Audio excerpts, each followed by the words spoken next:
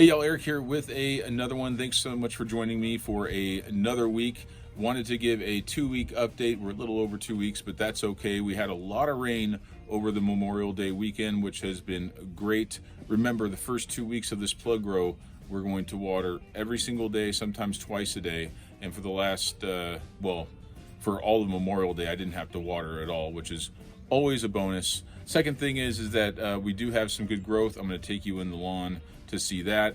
And thirdly, I'm going to share with you at the end of this video one thing that I am not going to do this season to encourage vigorous growth. And you may want to consider not doing this as well. So please stick around for that. Please like and subscribe, and let's get right into the lawn.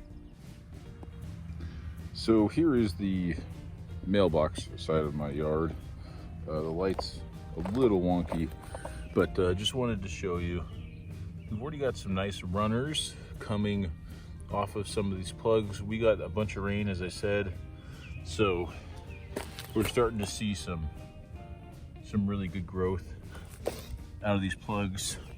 Let them dry out a little bit because, again, there was a lot of rain, several inches, but it looks like they're a little thirsty, so I'll water them again today. I'll throw down some RGS today as well, the root growth stimulant. I'll put a link to my RGS video in the top corner there, so you can click on that if you'd like to see that video. But as you can see, this area didn't have a bunch of existing grass that survived the winter, but runners are just starting to come off. Again, we are just over 2 weeks in, and we're already starting to see some great growth. I'll take you to the other side. So let's call this the water main side of my lawn. As you can see, we're getting a lot of good growth everywhere out of this existing St. Aug. Also too, sorry for the shadows, but we're starting to see a lot of growth. At that shadow line before is where the grass pretty much ended, and we're starting to see it grow forward. There's some bare spots, and as you can see, we do have a couple weeds that I'll pull. As we look in the grass, you can see vigorous growth. This stuff is just taking off like crazy. As you can see, some of this is existing, some of it is our plugs like this. It's a little dry. You can see how the leaves here start to fold up. So I'll water them here in a little bit when I get off from making the video. But as you can see, there's a lot of patches that are really starting to come together. So really happy with the growth so far. What you'll notice too is once one of these plugs here sees or feels that there's other grass around it, they want to connect. They want to stay together. Pull this guy out.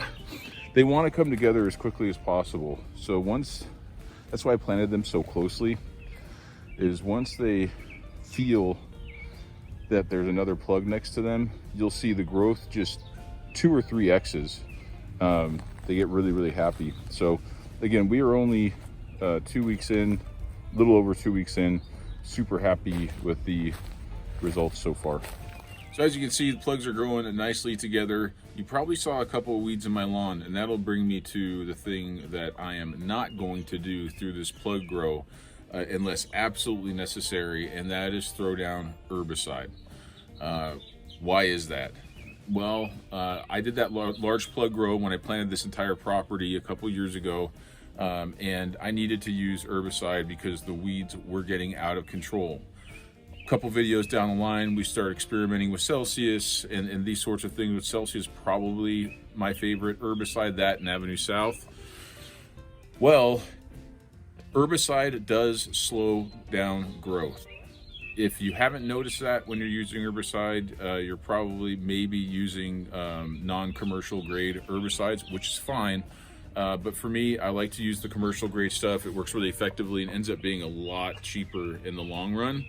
But I threw down my pre-emergent at the right time, not the right time to get rid of or to stop the Poa Annua, but threw it down soon enough where I do have spurge in some of the cracks in my driveway, as my driveway does have plenty of those.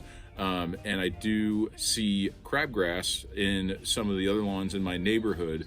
Hot tip, always a great idea to go to the lawns in your neighborhood that aren't really taken care of very well, because you'll see what's blooming and what's not, and then you can compare those results to what you have and see what your pre-emergent did stop. So I feel pretty comfortable with where I'm at from a crabgrass, spurge, clover perspective.